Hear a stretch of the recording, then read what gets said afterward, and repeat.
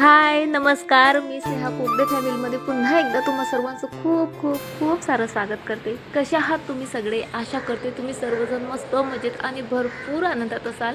आणि आज व्हिडिओची सुरुवात जी आहे माझ्या गार्डनपासनं। ॲक्च्युली ही खरं तर मला रोजची सवय आहे। रोज सकाळी सकाळी 5 ते 10 मिनिट का होईना मी गार्डनमध्ये म्हणजे बसते, कितीही गाय गडबड का असेना माझ्यासाठी इतका वेळ सकाळचा मी हा काढतेच। आणि ना खरं तर मला टिफिन वगैरे सर्व बनवायचं आहे, तरी पण 10 मिनटं मी गार्डनमध्ये बसून शांततेत जे आहे मेडिटेशन करते। पण आज ना मेडिटेशनमध्ये खरं सांगते लक्षच लागत नव्हतं, मनात सारखे विचार घोळत होते। निघाली असेल का सुनीता विल्यम्स तिथनं, पोचली असेल का, म्हणजे आज पोचणार आहे ती ॲक्च्युली, आणि सुखरूप पोचली असेल का, काय झालं असेल काय नाही, आता न्यूज येतीलच 1-2 तासात। पण तरी मनात भरपूर विचार होते। आपण बायका बघा ना छोट्या छोट्या गोष्टींवर किती म्हणजे साधं कॉक्रोच दिसले की 10 हात उड्या मारतो, पाल दिसली की अहो अहो या हकला, असं तसं।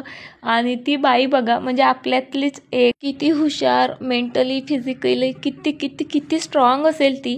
कारण अवकाशात असंच नाहीत पाठवत कोणाला, म्हणजे त्यांना कितीतरी गोष्टींवर म्हणजे म्हणजे परीक्षा द्यावी लागते। Even physical health, mental health सर्व त्यांचं चेक केलं जातं, त्यांना तशी प्रॅक्टिस करून घेतल्या जाते। आणि किती काही सहन करून किती धैर्यशील आणि किती निडर असेल ना ती, की आकाशात आपण घरातही एकटं असलं की बऱ्याचदा आपल्याला भीती वाटते, आणि ती अवकाशात जाऊन संशोधन करते आहे, काम करते आहे। खरंच खूप खूप खूप अभिमान वाटतो आहे तिचा। आणि आज ती सुखरूप परत यावी बस इतकंच आज माझं बाप्पाकडे, गजानन माऊलीकडे मागणं आहे, कारण याआधीही असा एक हिरा आपण गमावलेला आहे। सो चला, मस्त आंघोळ केली, देवापुढे पुन्हा एकदा हात जोडले की प्लीज देवा, म्हणजे सुनीता विल्यमचं ही कल्पना चावला होऊ देऊ नको, हिला तरी सुखरूप आण। कारण भारताची ही दुसरी लेक आहे जी म्हणजे आकाशात पोहोचलेली आहे, आणि जे सर्व महिलांसाठी एक वेगळा आदर्श तिने निर्माण केलेला आहे। आपण अजूनही ग्रहण, अमावस्या, पौर्णिमा या सर्व गोष्टीत गुरफटलेला आहोत। म्हणजे ग्रहण असलं की आपण अजूनही 10 हिला विचारतो, तिला विचारतो, हे करू का नको, ते करू का नको, असं तसं। किंवा अमावस्या पौर्णिमेला केस धुवायची नाही, एवढ्यापासून अजूनही आपली थिंकिंग आहे बघा। आणि ती आज त्या सर्व गोष्टींमध्ये राहून 9 महिने राहून ती रिटर्न येते आहे। बस ती सुखरूप यावी एवढीच देवाकडे पुन्हा एकदा विनंती।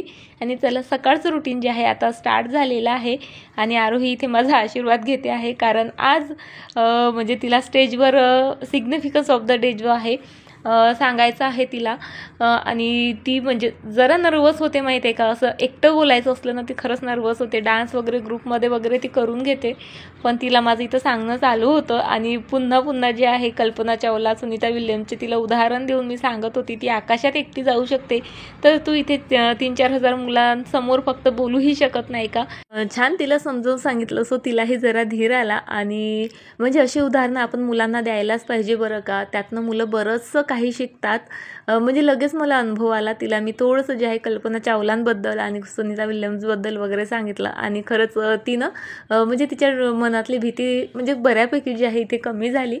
आणि चला, आता इथे मी स्वयंपाकातनं काल बघा मी साबुदाण्याच्या चकल्या केल्या ना, तेव्हाच आरोहीचं चालू होतं, मम्मा प्लीज थोडा तरी साबुदाणा ना राखून ठेव, मला उद्याचे वडे वगैरे करून देशील। ॲक्च्युली काल सायंकाळीच ती बनवून मागत होती, पण खरं सांगते अजिबात म्हणजे करायची इच्छा नव्हती माझी, बरीच थकली होती।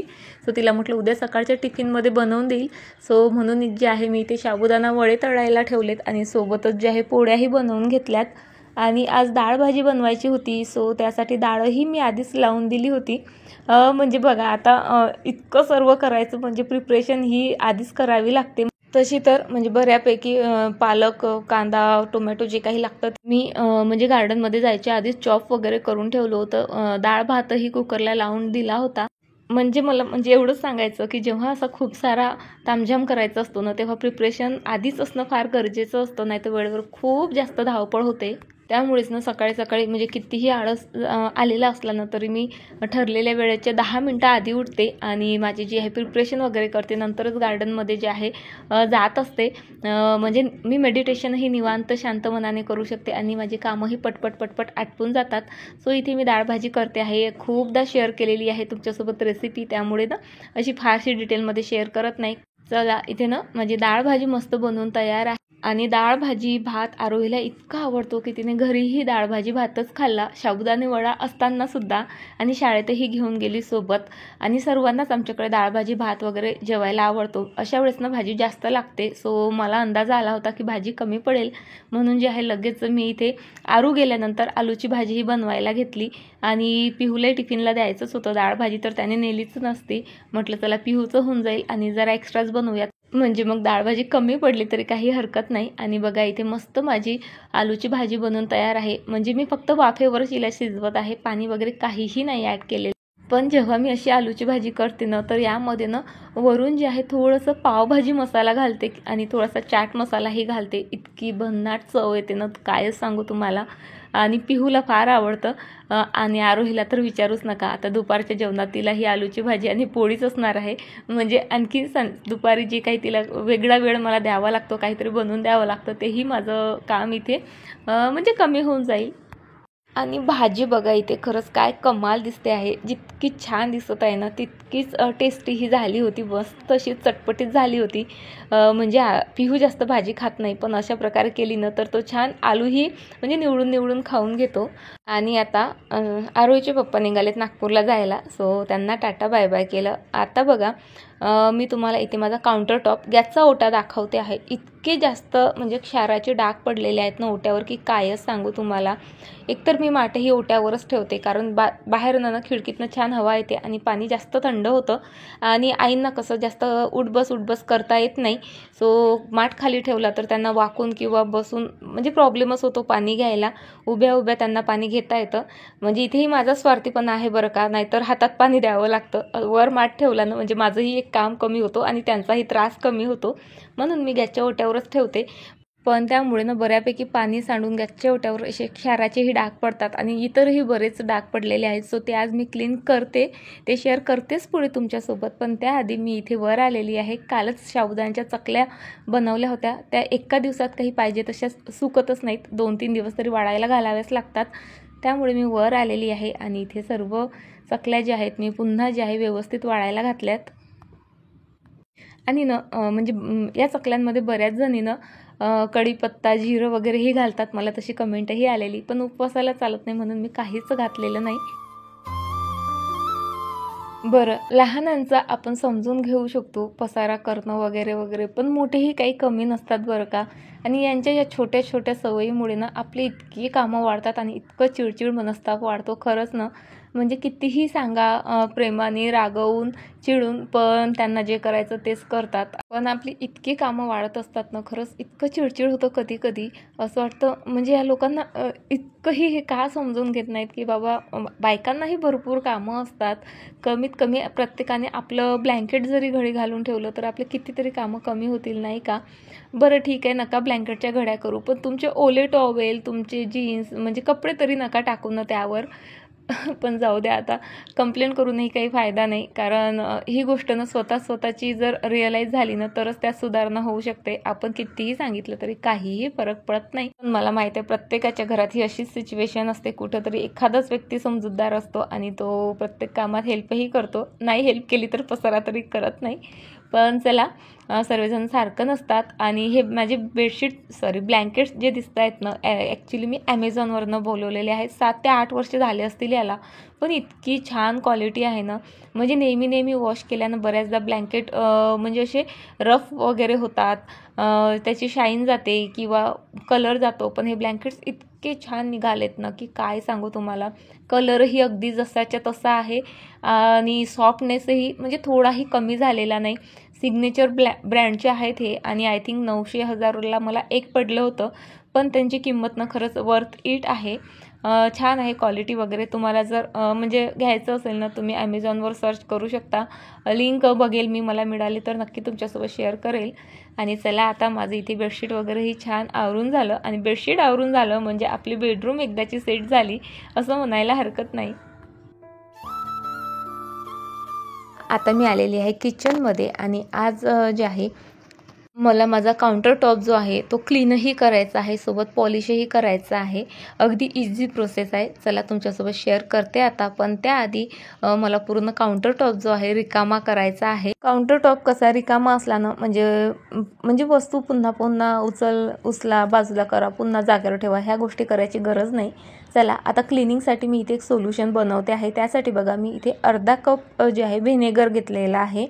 आणि हे नॉर्मल जे आपलं खाण्यासाठी वापरतात ना तेच व्हिनेगर आहे, जे खाण्यापेक्षा जास्त मी क्लिनिंगसाठी यूज करते. त्यामध्ये ना अर्धा चम्मच सोडा आणि तेवढंच मी विम जेल घातलं, थोडंसं जे आहे पाणी घातलं आणि आपलं मस्त असं इथं क्लिनिंग करण्यासाठीचं जे लिक्विड आहे ते बनून तयार आहे. आणि मी ना यावेळेस एक म्हणजे क्लॉथचं जे स्क्रबर मिळतं ना ते घेतलेलं आहे. बघा आपण स्पंजेचं जे स्क्रबर आहे ते यूज करतो, ते अतिशय सॉफ्ट असतं, त्यामुळे बऱ्याचशा भांडे ना व्यवस्थित क्लीन होत नाहीत. किंवा ताराचं जे स्क्रबर असतं ते यूज करतो, त्याने सर्वच क्लीन होतं, पण बऱ्याचशा भांड्यांवर वरखडे पडतात आणि हातालाही त्रास होतो. म्हणून यावेळेस जे आहे मी हे कपड्याचं जे येतं ना ते स्क्रबर यूज करते आहे.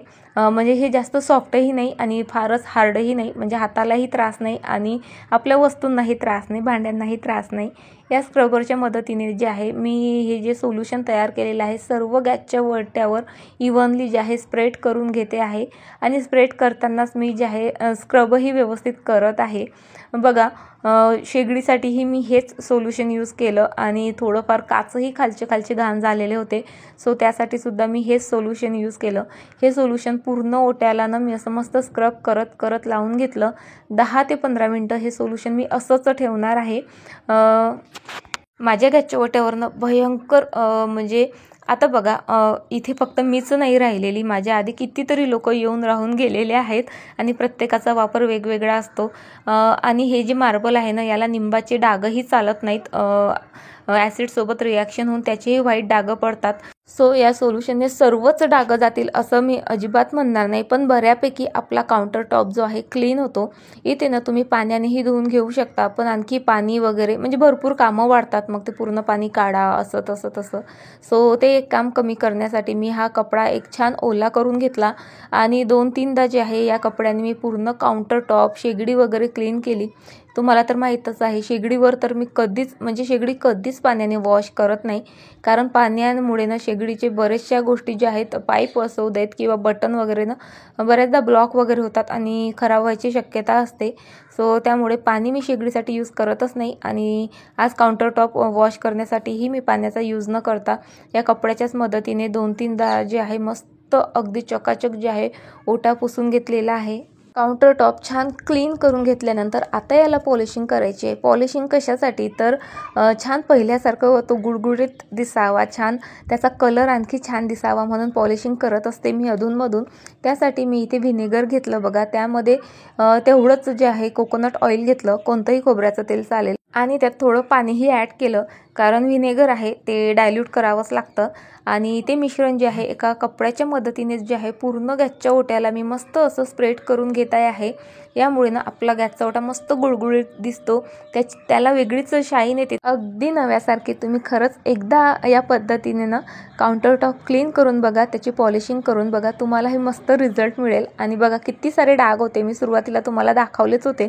ते डागही म्हणजे 100% नाही म्हणेल मी, पण तरी 80% गेलेले आहेत आणि गॅसचा ओटाही मस्त अगदी नव्यासारखा करकरीत झालेला आहे.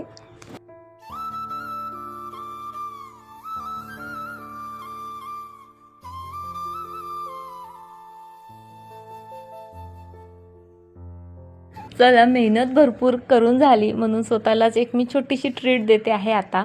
म्हणजे बऱ्याचदा आपण ऐकतो की हिवाळ्यात भयंकर भूक लागते, पण खरं सांगू का हिवाळ्यापेक्षा तर मला म्हणजे उन्हाळ्यात भरपूर भूक लागते, कारण दिवस फार मोठा असतो आणि सतत ना काहीतरी चटपटीत खावं किंवा प्यावं अशी इच्छा होत असते. सो त्यासाठीच आता बघा, कारण आता खायचं तर आहेच आणि मग असंच काहीही म्हणजे करम न खात, म्हणजे भुकेच्या नावाखाली काहीही पोटात न ढकलता जे आहे काहीतरी हेल्दी खाण्याकडे माझा नेहमी म्हणजे कल असतो. त्यासाठी बघा मी इथे मस्त कांदा, टोमॅटो, बीट आणि कैरीसुद्धा कट केली आणि त्यासोबत सांबार सर्व जे आहे एकत्र केलं. 2 पापड भाजलेत आणि ते छान यामध्ये कुस्करून टाकलेत. आता म्हणजे हेल्दी तर झालं, पण थोडं चटपटीतही व्हायला पाहिजे म्हणून त्यामध्ये जिरेपूड टाकलं, काळं नमक टाकलं आणि त्यानंतर तिखट आणि थोडंसं त्यामध्ये मीठ ॲड करून थोडंसे आमसूल टाकून जे आहे माझा मस्त असा हा टेस्टी आणि हेल्दी बाउल जो आहे मी रेडी केला. आणि चला मस्त आता माझ्या हॅपी प्लेसमध्ये जाऊन हा एन्जॉयही करते. म्हणजे मला न खरं तर गार्डनमध्ये यायचा काही ना काही चान्स पाहिजे असतो, म्हणून म्हणजे फक्त जेवणाव्यतिरिक्त इतर जे काही मला खायचं प्यायचं असतं ना ते मी माझ्या गार्डनमध्ये येऊनच एन्जॉय करत असते. सो चला मस्त हेल्दी असा नाश्ता करून झाल्यानंतर जे आहे आता ना काल मी एक प्लांटरही बनवलं बघा. आणि त्यामध्ये म्हणजे तुम्हाला दाखवायचं म्हणून हे रबर प्लांट मी असंच म्हणजे कुंडीसहितच ठेवलं होतं. पण आज मला ते रिपोर्ट करायचं आहे. मी कालही करू शकले असते, पण त्या प्लांटमधली ना माती पूर्णतः सुकली नसती. आणि एक लक्षात ठेवा, कधीही तुम्हाला जर रिपोर्ट करायचं असेल ना तर आधी त्यातली माती ना पूर्णतः सुकू द्या. नाहीतर काय होतं, ते प्लांट काढताना वगैरे त्यांच्या मुळांना दुखापती होऊ शकते. आणि काल म्हणजे बऱ्यापैकी माती कोरडी नव्हती, आज छान कोरडी झाली. तेव्हा मी डिसाईड केलं की चला आज आपण जे आहे प्लांटर रिपोर्ट करूयात. आणि त्यासाठी मी म्हणजे सायंकाळची वेळ निवडत असते, म्हणजे वातावरण जरा थंड असलेलंच बरं असतं अशा गोष्टींसाठी. आणि जी काही माती मी तयार केलेली तुम्ही बघितलंच किती भुसभुशीत होती ती, कारण त्यामध्ये ना कोकोपीट होती, त्यानंतर रेती आणि मातीचं ना समान प्रमाण मी घेत असते. कारण जे काही इंडोर प्लांट्स असतात ना त्यांची माती ही अशीच असायला हवी की त्यातनं पाणी ना म्हणजे टाकता टाकता पूर्ण वाहून जायला पाहिजे, थांबायला नको असं. कारण त्यांची रिक्वायरमेंट पाण्याची फार कमी असते. कोकोपीट जरा कमी होतं त्यामध्ये. आणि हे जे प्लांटर आहे हे जरा मोठं आहे. त्यासाठी मग मी आपल्या नारळाची जी शेंडी असते ना, आम्ही तरी शेंडीच म्हणतो, तुम्ही काय म्हणता मला कमेंट करून सांगाल. सो तीच जी आहे मी आता एक्स्ट्राची त्यामध्ये ॲड करते आहे. आणि कोकोपीट ॲक्च्युली यापासूनच बनलेलं असतं. सो माझ्याकडे जितके काही नारळ येतात ना त्यांचे जे काही हे काय म्हणतात शेंडीच, ते मी फेकत नाही, ते मी गोळा करून ठेवत असते आणि ते जे आहे मातीमध्ये ॲड करत असते. चला माझं रबर प्लांट इथे रिपोर्ट करून झालं. आणि ना म्हणजे तुम्हाला जर गार्डनिंगची सुरुवात करायची असेल ना तर रबर प्लांट वगैरे तुम्ही ॲड करू शकता बरं का. अतिशय सुंदर असं इंडोर प्लांट आहे, रिक्वायरमेंट फार कमी आहेत आणि दिसतं ना खूप रिच दिसतं, छान रिच लुक येतो रबर प्लांटमुळे.